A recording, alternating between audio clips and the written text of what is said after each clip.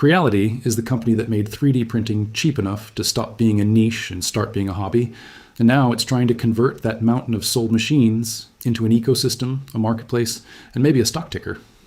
That's the whole story in one breath, and today we're spending the episode unpacking every piece of it. And it's a company almost everyone in this space has touched, whether they know it or not. If you learned printing on a $200 machine that needed a firmware flash and some upgraded bed springs before it behaved, odds are good it said Ender on the front. The interesting question, and the one I keep coming back to, is what happens after you've won on price? Because price is a lead. You have to defend every single quarter. So on today's docket, the origin story out of 2014, the products that made Creality a household name in maker circles, the surprisingly thin public picture of who runs the place, what its competitive moat is made of, and the big future question, which is a potential public listing that the company itself is signaling on its own investor relations page. And along the way, a nozzle-changing printer, a filament shredder, an e-commerce marketplace, and a market share claim that changes meaning depending on which page of Creality's website you read it on. That last one is my favorite kind of claim. Same research firm, two different sizes of crown. We'll get there. Let's start at the beginning with an upfront caveat. The beginning comes almost entirely from Creality's own telling. The company says it was founded in 2014 in Shenzhen and shipped its first printer, the CR3, that same year. That's from their About page and a CEO interview published on their own blog around the 10-year anniversary. Which deserves a flag because a lot of Chinese hardware startups from that era don't have clean English language paper trails. Does 2014 mean the company was incorporated, first product sold, first prototype? We're taking Creality's word on the date, and I'm comfortable doing that as long as listeners know whose word it is. For context on why the timing mattered, in 2014, desktop 3D printing was in an awkward adolescence. Your choices were roughly an expensive polished machine from an established brand or a bag of rods and stepper motors you assembled over a long weekend and debugged for a month. There was a canyon between those two experiences, and it was full of people who wanted a printer but not a second job. And Creality's founding bet was that the canyon was the market. Build a machine that mostly works out of the box, price it like an impulse buy instead of an investment, and don't be precious about it. If a part breaks, the owner shrugs and orders a replacement for a few dollars. The printer as commodity, not heirloom. That framing sounds obvious now, but at the time most companies were trying to move up market toward Polish and premium pricing. Creality ran the other direction, toward volume. And volume is what they claim to have gotten. By the 10-year anniversary in 2024, the CEO was citing millions of units sold and a global dealer network spanning more than 100 countries. Both figures are self-reported. And I'll note that millions of units with no time frame, no annual breakdown, and no product mix is a marketing number, not a metric. Is that cumulative Ender 3s? Everything since 2014? We don't know. Fair pushback, but even with a skeptical discount, the scale shows up in ways the company doesn't control. The volume of Ender content online, the modding communities, the entire aftermarket parts industry that exists purely to upgrade Creality machines, none of that materializes around a small installed base. Nobody builds a business selling upgrade kits for a printer. Nobody owns. That aftermarket is the best independent evidence we have. Honestly, the precise numbers are the companies, the footprint is visible to anyone. Which brings us to the products. And there's one machine that explains this company more than any other, the Ender 3. If Creality had only ever made that one printer, we'd probably still be doing this episode about them. The Ender 3 is the Toyota Corolla of desktop printing. Not the best at anything, but cheap, fixable, and absolutely everywhere. And the openness mattered as much as the price. Creality maintains a dedicated open source page to this day, and the community's relationship with the Ender 3 was built on being able to flash your own firmware, swap the HO10, change the extruder, and rebuild the thing into whatever you needed it to be. I'd add from the teaching side, it became the default classroom machine when I want students to understand how an FDM printer works mechanically, and Ender 3 is ideal precisely because nothing is hidden. Every belt, every V-roller, every eccentric nut is right there where you can touch it and misadjust it and learn why that was a mistake. It was my first printer too, and the experience taught in both directions. You learned an enormous amount about how printing works, And you also learned that you personally were the service department. Bed leveling by feeler gauge, the ritual of tightening belts, the first clogged nozzle at 11 at night. For a lot of people, that friction was the appeal, not a defect. Then the market's definition of good shifted, and speed became the battleground. Creality answered with the K series, their enclosed high-speed machines, and the K2 Plus, added multicolor on top. Trade coverage had the K2 Plus on the floor at Formnext 2024, which is a statement in itself. Formnext is the industry's serious trade show. Creality wanted that machine seen next to industrial hardware, not just listed on a web store. The K series is a philosophical shift, though, and I don't think that gets said enough. The Ender said, here's a cheap open frame, make it yours, void the warranty with pride. The K machines say, here's a finished appliance that prints fast out of the box, please don't open it. Those are close to opposite promises, aimed at two different kinds of owners. It's also a defensive shift, and we'll get to who they're defending against when we talk market position. Meanwhile, the classic lineage kept evolving. The Ender 5 Max arrived in early 2025, according to Creality's own blog, a large format machine. So the budget line didn't die when the appliances showed up. It got bigger. And 2026 has been a busy year on their announcement calendar. In May, they announced KliTek, a nozzle-changing printer aimed at multi-material work. Earlier in the year, they launched the Filament Maker M1 and Shredder R1 on Indiegogo, which together form a make-your-own filament and recycle your failed print system. Both of those launches are confirmed by the company's own posts. Different maturity levels, though, and that distinction matters for anyone thinking about buying. KliTek is announced, not shipping and not reviewed. The recycling gear launched as a crowdfunding campaign, and a crowdfunding launch is not the same thing as retail availability. Campaigns slip, specs change between the pitch video and the delivered unit, and backers absorb that risk. None of that is unique to Creality. It's the nature of the funding model. The products are real as launches. Their track records simply don't exist yet, and nobody should pretend otherwise. Zoom all the way out and look at the current catalog because the breadth is striking. On their site today, FFF printers across the Ender, K, High, and Spark X lines, Hallett resin machines, Falcon laser engravers, Pika and Raptor 3D scanners, filament, and a long tail of accessories. That's 5 or 6 distinct product categories under one roof. And breadth cuts both ways. A catalog that wide can mean a healthy ecosystem where each product feeds the others. It can also mean a company chasing every adjacent category without leading most of them. The Ender name earned its reputation over years of people beating on those machines. A laser engraver line doesn't inherit that trust automatically just because it shares a logo. My practical read: judge each Creality category on its own record because the records vary. The FDM line has a decade of history. Some of the rest is measured in months. So who's steering all of this? Here I have to be straight with listeners. The publicly visible leadership picture is remarkably thin. The one named executive in Creality's own published material is CEO Adunau, who gave an interview on the company blog in December 2024 tied to the 10-year anniversary and the K2 Plus launch. That's it. One name, one interview on the company's own channel. One publicly named executive at a company claiming millions of units sold across 100+ countries. That is unusual. It's not unheard of for privately held Chinese manufacturers where executive visibility just isn't part of the playbook the way it is for Western firms.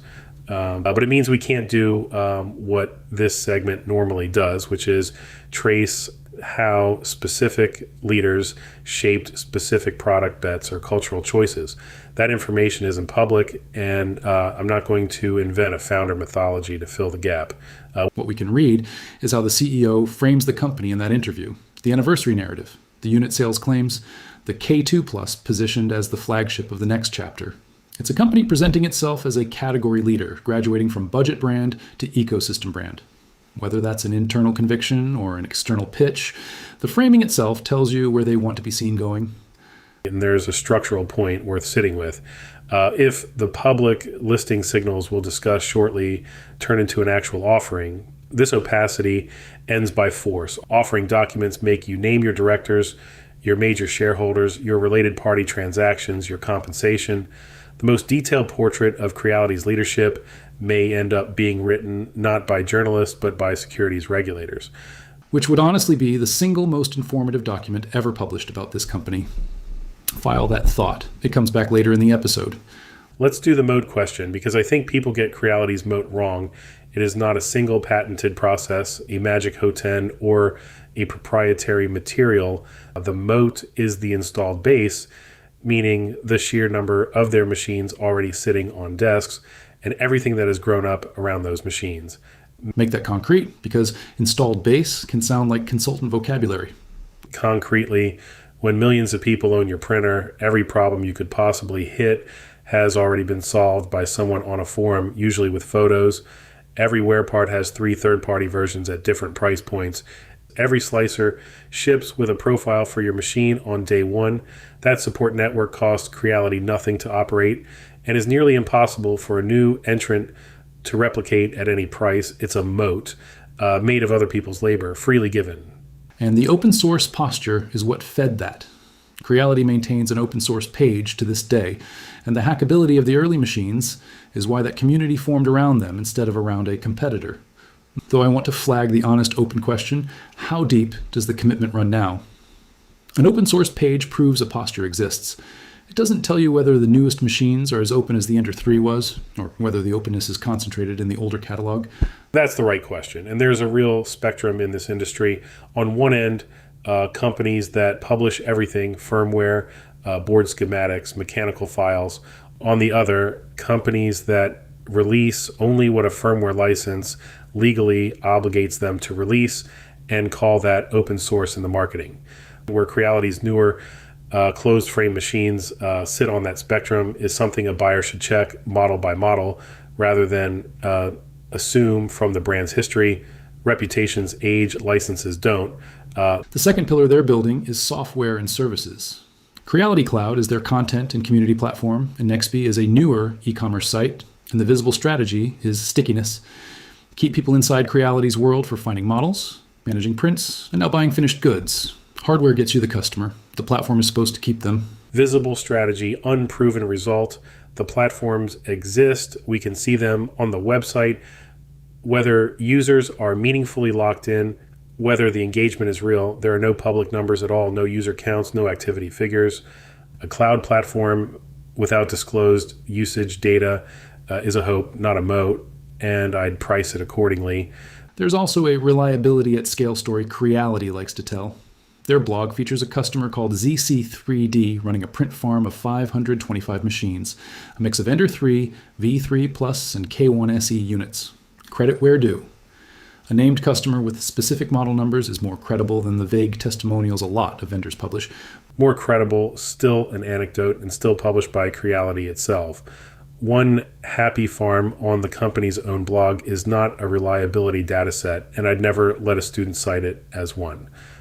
What I will say from shop floor experience is that print farms optimize ruthlessly for cost per running hour, and a farm choosing cheap machines it can repair in-house with commodity parts is at least an economically coherent story. Creality's value proposition and a farm's math do line up. So my honest summary of the moat: massive distribution, a community that does support and validation for free, and relentless price performance. The software and services are ambition layered on top of that foundation. They're not yet the foundation, whatever the investor narrative says.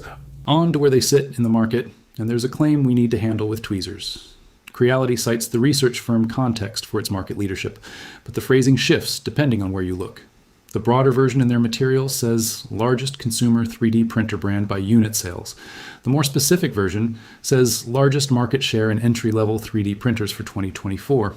And the gap between those two sentences is enormous. Leading entry level is a real achievement, but entry level is a segment, and it's the segment with the thinnest margins and the lowest switching costs. Leading all of consumer printing, resin included, would be a much stronger claim.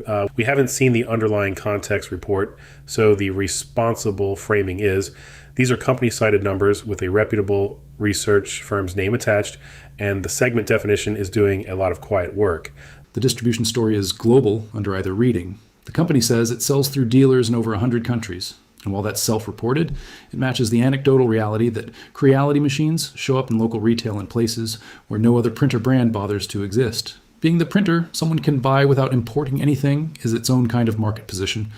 It also shapes who their customer is. The dealer channel puts Creality in front of the first-time buyer, the school, the walk-in, not just the enthusiast who researches for 3 weeks before ordering direct.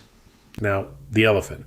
You can't talk about Creality's position in 2026 without the pressure from Bamboo Lab, the closed ecosystem appliance maker we profiled earlier this season, whose pitch converted a lot of former Ender owners who were tired of being their own service department.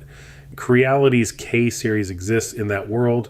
The notable dynamic is that the Volume King got attacked from above on user experience rather than from below on price. That's a harder flank to defend because it requires changing what you're good at. And Creality's answer has been to widen the wallet rather than only fight on the printer. Scanners, laser engravers, filament, and then Nextbee, which the company launched in August 2025 as an overseas e-commerce platform for 3D creative items. That last one is a genuinely different kind of business. Creality selling finished printed goods, not just the machines and materials that make them. Nextbee is the move I'd want the most evidence on before crediting it. Marketplaces are brutal businesses with winner-take-most dynamics, and a Chinese hardware company launching an overseas shopping platform is walking into territory held by entrenched giants. What's the hook that pulls a buyer there instead of the platforms they already use? We have a launch date and a description from company materials. No traction numbers, no sales figures, no user counts. It could be a real second business or a strategic-looking bullet point on a pitch deck. The customer picture rounds out the position. Hobbyists at the core, print farms like ZC3D at the commercial edge, and education broadly, though no specific institutions are named in their materials, so I'll leave that one general. The center of gravity remains the individual buyer with a few $100s and some curiosity. Which is both the strength and the vulnerability in one sentence. That buyer made Creality enormous. That buyer is also the least loyal customer in all of hardware because at this price point, switching brands costs a weekend and not much else. Turning points, and the biggest one appears to be happening in real time. Creality's investor relations page carries the phrase, global offering documents on display. That's the language you see around a public offering, and it points plausibly toward Hong Kong. But, and this is the load-bearing caveat, there's no confirmed filed prospectus and no exchange announcement anyone can point to. So the precise framing is, Creality is signaling IPO intent, not that Creality has listed or even formally filed. Companies stand up investor relations pages, begin processes, and stall out all the time. Market windows close, valuations disappoint, paperwork drags. What we can say is that a private hardware company doesn't build that page by accident. Someone inside has decided the public market path is at least on the table, and if it goes forward, the scrutiny will be withering. Everything we've flagged in this episode, the single publicly named executive self-reported unit totals with no breakdowns, market share claims we can't trace to a published report, all of it has to be replaced with audited, regulator-reviewed figures. Going public is voluntary submission to the verification this company has never had to provide. That's the part I find most interesting. The IPO would answer half our questions as a side effect. The other recent turning points read like a company assembling a story bigger than we sell printers. Nextbee in August 2025 puts them in marketplace services. Then in March 2026, the filament maker M1 and shredder R1 launched on Indiegogo, giving them a sustainability angle. Shred your failed prints and old spools, extrude fresh filament, close the loop on your own desk. Let me gently deflate the sustainability framing before it inflates. Launching one crowd-funded recycler is a product, not a business segment.